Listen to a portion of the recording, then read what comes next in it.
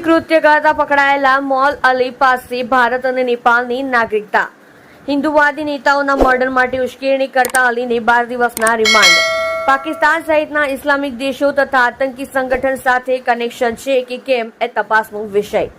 હિન્દુવાદી નેતા ઉપદેશ રાણાના મર્ડરની મૌલવીને 1 કરોડની સોપારી આપનાર શહેનાઝ ઉર્ફે મોહમ્મદ અલીના ક્રાઇમ બ્રાન્ચે 12 દિવસના રિમાન્ડ મેળવી ઊંડાણપૂર્વકની પૂછપરછ આદરી છે. પ્રાથમિક તપાસમાં દેશદ્રોહી કૃત્ય કરતા પકડાયેલ મૌલ અલી પાસે નેપાળ અને ભારત એમ 2 દેશની નાગરિકતા છે. તે હકીકતમાં કયા દેશનો નાગરિક છે તેમજ પાકિસ્તાન કે કોઈ ઇસ્લામિક સંગઠન સાથે સંકળાયેલ છે કે કેમ તે દિશામાં પોલીસે તપાસ આદરી છે. હિન્દુવાદી નેતા ઉપદેશ રાણાને હત્યાની ધમકી આપવાના કેસમાં સુરત ક્રાઇમ બ્રાન્ચ કઠોરના મૌલવી મોહમ્મદ સોહેલ અબુબકર ટિમોલની પૂછપરછ કરી રહી છે. દેશ વિરોધી કૃત્ય કરતા પકડાયેલા મૌલવીના મોબાઈલમાંથી મળેલી ચેટ ડિટેલ્સમાં ચોંકાવનારા ખુલાસા થઈ રહ્યા છે, જેમાં મૌલવી અને નેપાળના શહેનાઝની ચેટ ડિટેલ્સમાં શહેનાઝ મૌલવીને ઉપદેશ રાણાના મર્ડર માટે ઉશ્કેરી રહ્યા રૂપિયા 1 કરોડની સોપારી આપી હોવાનો ખુલાસો થયો હતો.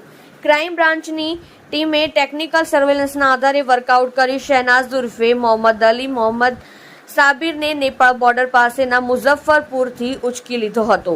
આરોપી મોહમ્મદ અલીને સુરત આવી ક્રાઇમ બ્રાન્ચે તેને કોર્ટમાં રજૂ કર્યો હતો. પ્રાથમિક તપાસમાં અલી પાસેથી પોલીસને ભારત અને નેપાળ એમ 2 દેશની નાગરિકતાના પુરાવા મળી આવતા પોલીસ ચોંકી ગઈ હતી. અલી નેપાળમાં શહેનાઝ મૌલવીને ઉપદેશ રાણાના મર્ડર માટે ઉશ્કેરી રૂપિયા 1 કરોડની સોપારી આપી હોવાનો ખુલાસો થયો હતો. ક્રાઇમ બ્રાન્ચની ટીમે ટેકનિકલ સર્વેલન્સના આધારે વર્કઆઉટ કરી શહેનાઝ ઉર્ફે મોહમ્મદ અલી મોહમ્મદ સાબિરને નેપાળ બોર્ડર પાસેના મુઝફ્ફરપુરથી ઉચકી લીધો હતો. આરોપી મોહમ્મદ અલીને સુરત લઈ આવી ક્રાઇમ બ્રાન્ચે તેને કોર્ટમાં રજૂ કર્યો હતો. પ્રાથમિક તપાસમાં અલી પાસેથી પોલીસને ભારત અને નેપાળ એમ 2 દેશની નાગરિકતાના પુરાવા મળી આવતા પોલીસ ચોંકી ગઈ હતી. અલી નેપાળમાં વધુ રહે છે અને તેનો પરિવાર નેપાળમાં કાપડની દુકાન ધરાવે છે. નેપાળમાં જ વિશેષ રહેતો હોય તો તે ત્યાંથી કોઈ પણ દેશમાં અવરજવર કરી શકે છે, જે ભારત માટે ઘાતક છે. જેથી હકીકતમાં અલી કયા દેશનો નાગરિક છે તેની ખરાઈ કરવી પોલીસ માટે આવશ્યક થઈ પડી છે. સાથોસાથ પોલીસને મળેલા પુરાવામાં અલી મૌલવી સહિત ધાર્મિક કટ્ટરતા દાખવતા લોકોની સોશિયલ મીડિયામાં સર્ચ કરતો હતો. પોસ્ટ, વિડીયો, મેસેજના આધારે અલી તેઓને ટાર્ગેટ કરી હિન્દુ નેતાઓ વિરુદ્ધ ટિપ્પણી કરવા કે મર્ડર કરવા ઉશ્કેરતો હતો. કટ્ટર માનસિકતા ધરાવતા મોહમ્મદ અલી પાકિસ્તાન સહિતના ઇસ્લામિક દેશો કે આતંકી સંગઠનો સાથે સંકળાયેલ છે કે કેમ તે દિશામાં તપાસ કરવા માટે ક્રાઇમ બ્રાન્ચ કોર્ટમાં રજૂ કરી 14 દિવસના રિમાન્ડ માંગ્યા હતા. કોર્ટે મોહમ્મદ અલીના 12 દિવસના રિમાન્ડ મંજૂર કરતા પૂછપરછ શરૂ કરાઈ છે. મહારાષ્ટ્રના નાંદેડથી રજા પકડાયો. ક્રાઇમ બ્રાન્ચે અલીની કરેલી પ્રાથમિક પૂછપરછમાં મહારાષ્ટ્રના નાંદેડના રજા નામના યુવકનું નામ બહાર આવ્યું છે. મોહમ્મદ અલી સુરતના મૌલાનાની માફક નાંદેડના રઝાને પણ હિન્દુવાદી નેતાઓ વિરુદ્ધ ઉશ્કેરતો હતો. તે કટ્ટર માનસિકતા ધરાવતા લોકોને રડારમાં લઈ તેઓ સાથે સોશિયલ મીડિયાથી સંપર્ક કરી હિન્દુ નેતાઓ વિરુદ્ધ ઝેરી ઓકી પોતાની ગેંગમાં સામેલ કરતો, જેથી ક્રાઇમ બ્રાન્ચની એક ટીમે નાંદેડ જઈ શકીલ સત્તાર શેખ ઉર્ફે રઝાને પકડી પાડી સુરત આવવા રવાના થઈ છે. તમે જોઈ રહ્યા છો live India Today news channel. Reporter મનુજભાઈ સાથે, કેમેરામેન રમેશભાઈ જયસ્વાલની સાથે. મેના રોજ ક્રાઇમ બ્રાન્ચ સુરતની ટીમ દ્વારા ચોક બજાર વિસ્તારમાંથી એક મૌલવી સોહેલ અબુબકર ટિમોલની ધરપકડ કરવામાં આવી હતી.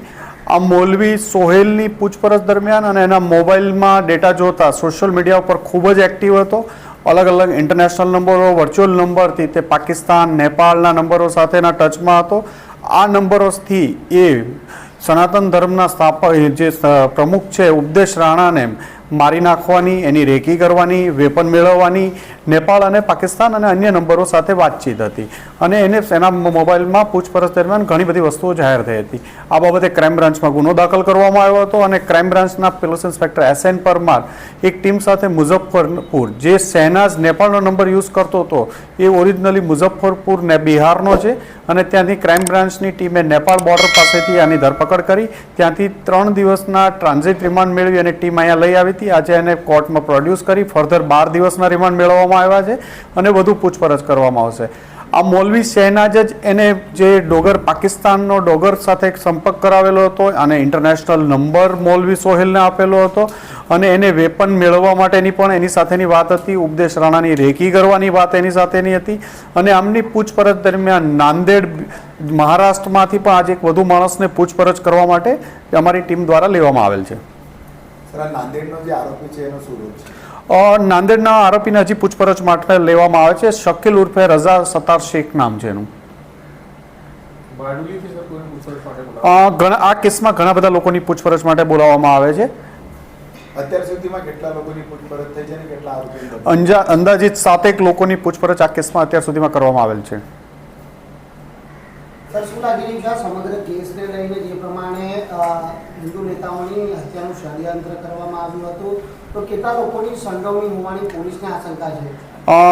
પ્રાથમિક દ્રષ્ટિએ આ લોકોએ 4 હિન્દુ નેતાઓની રેકી કરવાની એમના બાબતે ચેટ કરેલી હતી અને પ્રાથમિક અમારી પાસે જે અત્યારે તપાસમાં અમે 3 લોકોને 2 લોકોને એરેસ્ટ કર્યા છે. આજે ત્રીજો મહારાષ્ટ્ર નાંદેડથી પૂછપરછ માટે ઉપાડવામાં આવ્યા છે અને અન્ય જે સોહિલની નજીકના માણસો હતા એવા 7 લોકોની અન્ય 7 લોકોની પૂછપરછ કરવામાં આવેલી છે. સર, બિહારથી જે આરોપી પકડાયા છે તે અને નાંદેડથી જેને અટકાયત કરી છે, બંનેનો આ જે મૌલવી છે એનો શું રોલ હતો ને કયા પ્રકારે એ લોકોએ આખું ટ્રેડ કરતા હતા? બિહારની સબના જે આરોપી છે જેને અત્યારે આજે 12 દિવસના રિમાન્ડ લેવામાં આવ્યા છે એનો અને નાંદેડનો બંને વ્યક્તિઓ સોહિલ સાથે સોશિયલ મીડિયા ઉપર સારી રીતે એક્ટિવ હતા. હા, ધમકી આ લોકો કોન્ફરન્સ કોલ કરી ઉપદેશ રાણાને આપતા હતા. એમાં બંને જે નાંદેડવાળો પણ સામેલ હતો અને બિહારવાળો પણ સામેલ હતો. સર, ક્રોસ ઇન્વેસ્ટિગેશન થશે અને સાથે સેન્ટ્રલ જે એજન્સીઓ છે એનો પણ સહયોગ લેવામાં આવશે? તમામ એજન્સીઓ અત્યારે પૂછપરછમાં સાથે જ છે અને બધા સાથે મળીને ઇન્વેસ્ટિગેશન કરી રહ્યા છે.